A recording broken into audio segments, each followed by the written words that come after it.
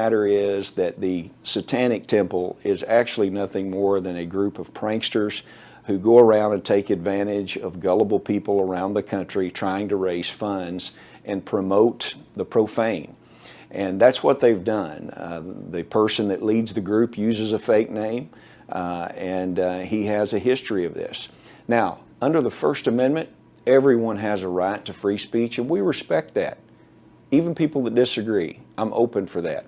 But also, we have the freedom of speech, I personally as an individual, and also the people of Arkansas, to say that we disagree with your profane statements and your false claims against the people of Arkansas and the attack and really a war on the Ten Commandments. Senator Rapert will tell you that our monument is an attack upon Christianity. But then Senator Rapert also once described the Gay Pride Parade as one of the most offensive displays against Christians in an attempt to intimidate people who believe in the Word of God. These are not the words of a man with the maturity of mind to act with the sense of detached jurisprudence befitting of a public office holder.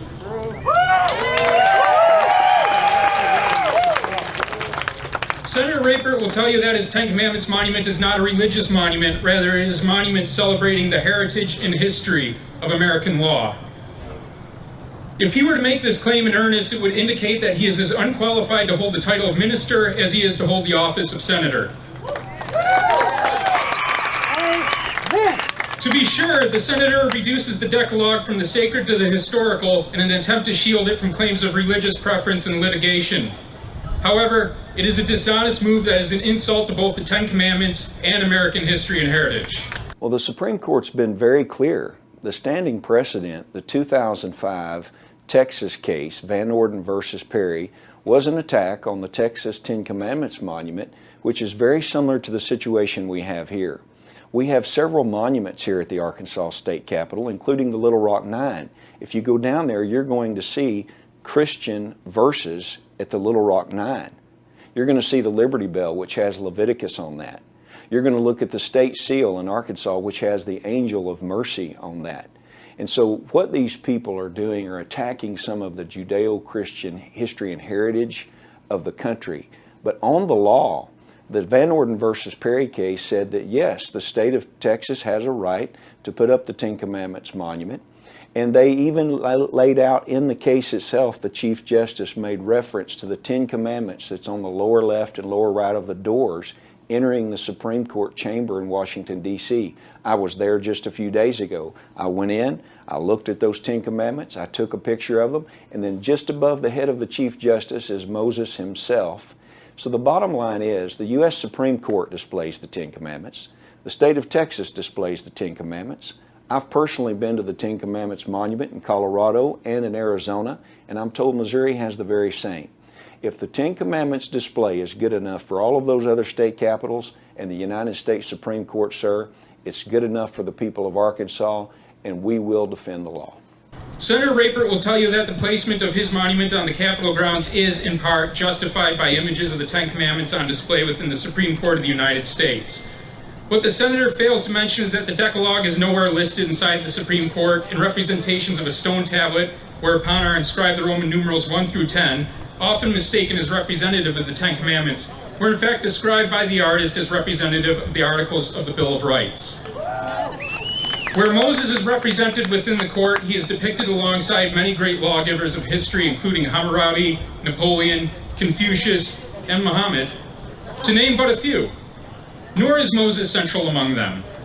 It is in the spirit of pluralism and government viewpoint neutrality that above the steps of the Supreme Court, the words equal justice under law are boldly displayed.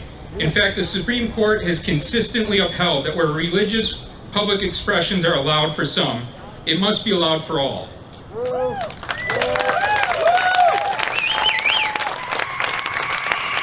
Senator Rapert will tell you that a United States Supreme Court decision from 2005, Van Orden versus Perry, which allowed for a contested Ten Commandments monument to remain on public grounds in Austin, Texas, justifies the exclusive placement of his Ten Commandments monument here on Little Rock Capitol grounds. What the senator fails to mention is that on the same day as that decision was handed down, the Supreme Court ruled against two standalone Ten Commandments monuments, only preserving the one in Austin on the grounds that it was a 40-year-old landmark and, importantly, that it was displayed alongside a number of other monuments with no evidence of viewpoint discrimination. In denying other monuments of religious significance in Little Rock, the state can no longer claim Van Orden versus Perry as justification for the Ten Commandments monument, and in fact, the precedent supports our claim that the state is obligated to accept Baphomet at the Capitol grounds. Is there any point of compromise either with the plaintiffs in the ACLU case or with the Satanic Temple? Is there any point of compromise that you could envision on this issue? Here's a very simple point for people to remember. The United States Supreme Court ruled in 2009 in the case of Pleasant Grove City versus Summum, that's spelled S-U-M-M-U-M. It was a group much like the Satanic Temple that said they were going to force a city who had a Ten Commandments monument to put up a monument that they chose. The Supreme Court said that you cannot force a city, a state, a government entity to put up a monument. You can't force them to do that. So the fact of the matter is, in Arkansas, Act 1231 was duly passed by an overwhelming majority of Arkansas legislators. It was signed into law by Governor Asa Hutchinson.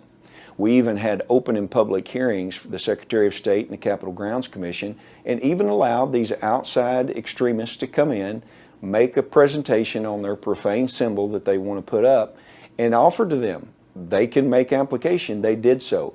That at that time, it included that they find a sponsor for a bill to sponsor their monument. That's the way the process was at the time.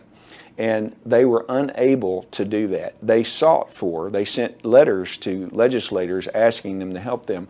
We don't have to help them do something that is offensive to the people of the state of Arkansas. And therefore, what they're doing now is, since they didn't get their way, they're making false claims. They're coming into our state to upset people, and it's simply to create a chaos. To be clear, when the public grounds are open to private donations from one religious viewpoint, the public grounds are open to private donations from any religious viewpoint. This is what religious liberty means. You may be uncomfortable with Satanists on the Capitol grounds, but it was Senator Rapert who, by his efforts to open the Capitol to religious monuments, tacitly invited us here.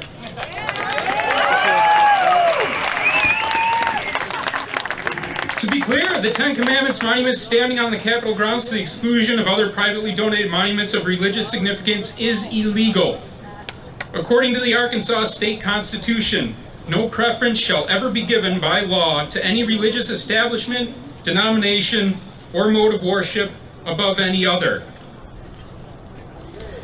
The binary elements of the Baphomet, the animal and the human, the gesture above, the gesture below, pentagrams both inverted and upright, all signifies that which is embodied in the central caduceus, reconciliation and negotiation.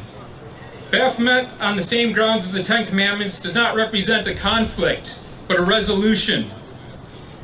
Baphomet would legalize the Ten Commandments and uphold First Amendment principles. A failure to accept Baphomet will surely result in a legal ruling demanding the Ten Commandments monument be taken down. Let me say this, that based upon the U.S. Supreme Court decision in Pleasant Grove City versus Summum, it will be a very cold day in hell before we are ever forced to put up a permanent monument on the state capitol grounds that's as offensive as this group that hides behind fake names as they travel the country.